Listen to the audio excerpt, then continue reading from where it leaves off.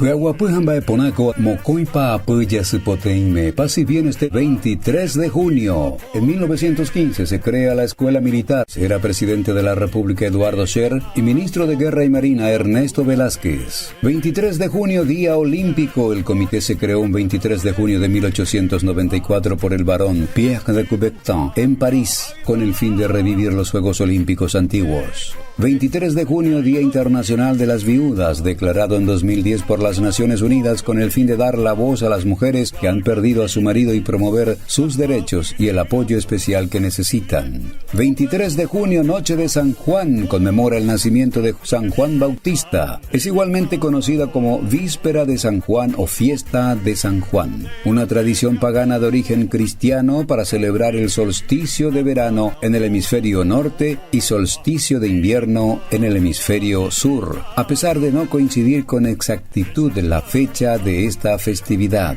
23 de junio, Día Internacional de la Mujer Ingeniera, concienciar a nivel internacional acerca de la importancia de esta profesión ejercida cada vez más por mujeres.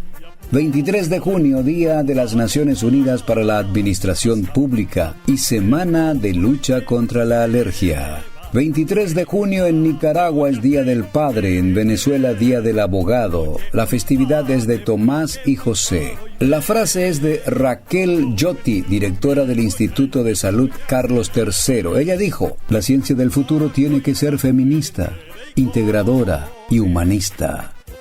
Efemérides: 23 de junio, Peguapu Aguapu Jambae Poname, con paz y bien.